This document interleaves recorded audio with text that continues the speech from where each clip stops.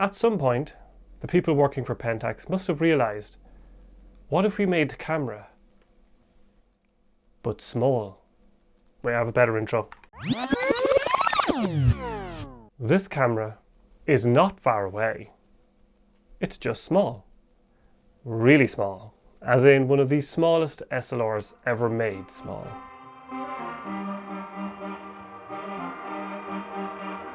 When I was in Tokyo exploring a hard-off one day, it's the name of a second-hand shop in Japan.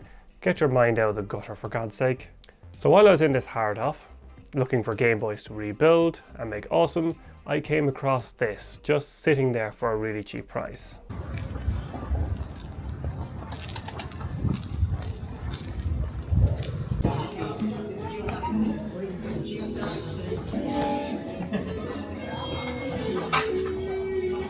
Okay, this is something I've never seen. Old Laserdisc players. I wonder if this is the one that could do Muse, the high-def Laserdisc analog thing. It was like 1080i or something, it was weird. Olympus Mew for like 50 quid. Actually, that might be worth purchasing.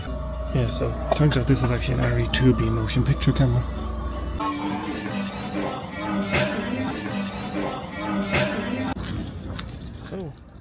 Now, as you've probably guessed, this doesn't take 35mm film because a 35mm film can is almost as big as the camera itself. It actually uses 110 film cartridges, and thankfully these are still made by Lomography. So I was able to get my hands on their 200 ISO color Tiger film, but I also know that they make a black and white film for these cameras, but I wasn't able to get my hands on that. So I picked up 3 cartridges of Tiger 200 color negative film. As for 110 film itself, it was introduced in 1983 by Kodak as a sub-miniature format, and my belief is that this was to make taking photos easier for everyday people with more simple automatic cameras that were pretty much idiot-proof. In reality, it's probably because they could sell less film for more money. But hey, who's counting? But basically the 110 format just boils down to some 16mm film with fewer sprocket holes, wedged into a plastic cartridge, and then they added some backing paper on the back so you would have frame exposure marks like 120 film. Even though the film is the same size as 16mm film, the image area captured is actually a good bit bigger because of the fewer sprocket holes. Allows the image to extend a little bit taller between them, and the film is also run horizontally through the camera like 35mm is, allowing you to expose more along the film as well. Also, apparently 110 film uses the same kind of cartridge ideas as 126 film, which was a Kodak 35mm cartridge format from a few decades earlier. So 110 seems to be a real mashup of different standards and ideas over time. Now, the idea of this cartridge system does actually keep the film protected from light really well, and if you take the cartridge out during the day, I believe it will only expose the frame that's currently sticking out of the cartridge and maybe 1 or 2 more, so it won't ruin all your film. And it makes the film super easy to load. Just drop it in the back of the camera, close it up, and away you go.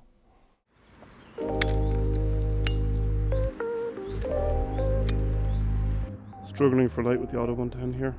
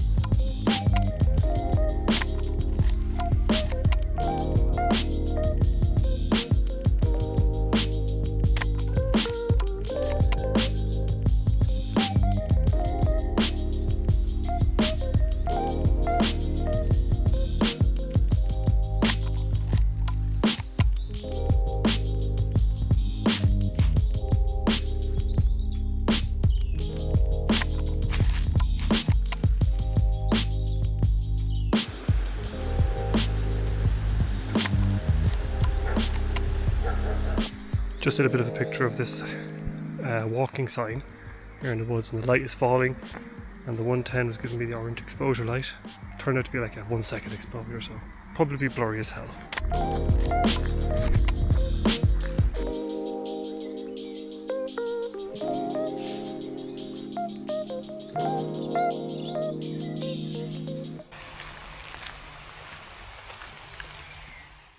Using the Pentax Auto 110 honestly was a joy. Having such a small camera just in my pocket was great, and it honestly makes me want to buy a really nice compact camera just to have in my pocket to go around with, particularly when I'm traveling, because it would be really useful. As for the lens that the camera has, which is the most important thing, it is a 24mm f2.8 with a crop factor of 2 due to the film format. So this makes it about the equivalent of a 50mm 2.8 on full frame. Now there are more lenses for this system, but I don't have any of those. You can look those up yourself.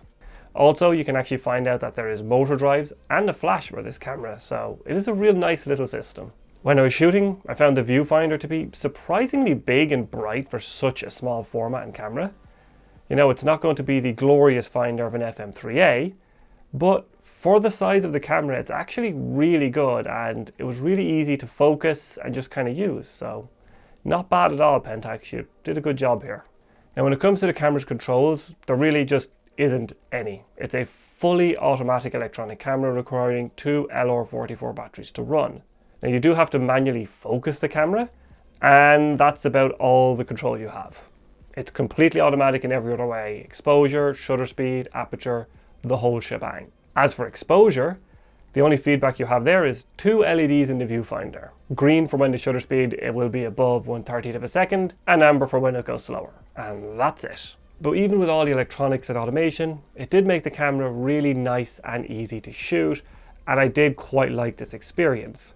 You know, as I said before, this camera really makes me want to splash the cash for a nice compact camera, you know, like a Minolta TC1 or a Nikon 35 Ti as a sort of walk around travel camera. Now, if you are going to be shooting 110 film in this camera in the year of our Lord 2K+26, there are some problems, and the main one is the sheer cost of the format over 35mm film. So a 24 exposure roll costs actually more than a full 36 exposure roll of 35mm film where I bought it. You know, 35mm is just better in every way. More shots, better image quality, better cameras, better choice, you know. Getting into 110 format is honestly just kind of pointless.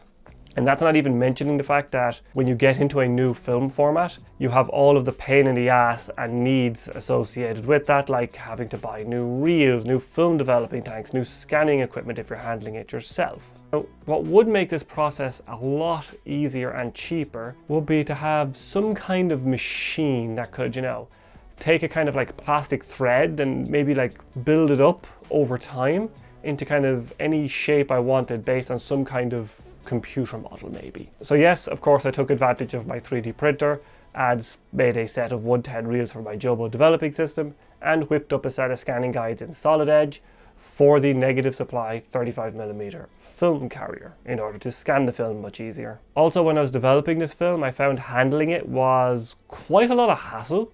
You have to open the cartridge, which is really annoying. Now for me, I just use the BFI method. And then once you have the film out of the cartridge, you have to separate the backing paper like you do with 120 before you slip it gently into the reel.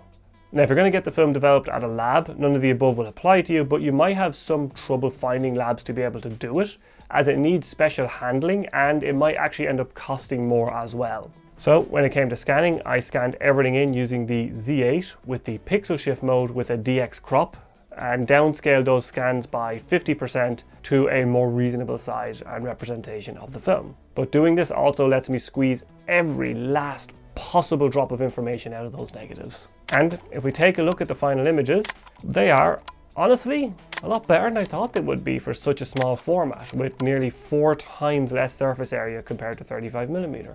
The grain is definitely a hell of a lot more pronounced on 110 film, as you would expect, but it wasn't catastrophic in any way. You know, there was a clear image there, but even still the image quality, while better than you would expect for such a small format, still doesn't hold a candle to something like 35mm. Now, one oddity I had, which I haven't seen on any other reviews of this camera or photographs of people's film that have come out of these, but I had this like weird, strange double image thing happening with like extra exposure happening outside the frame, which overlapped the text on the film. I'm not sure what this is an issue of.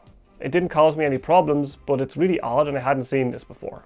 So now that I've experienced the glory of 110 format and got myself set up for it, will I now start scouring eBay to hunt down the rest of the Pentax Auto 110 kit? It's a really fun format and a great little camera to be sure, but I'm just going to stick for 35mm in the future. I will be getting a nice small little compact camera for sure, because having a small camera in my pocket was great for walking around, but unfortunately the Pentax 110 with its 110 format, well, it ain't it, chief. Not for me anyway.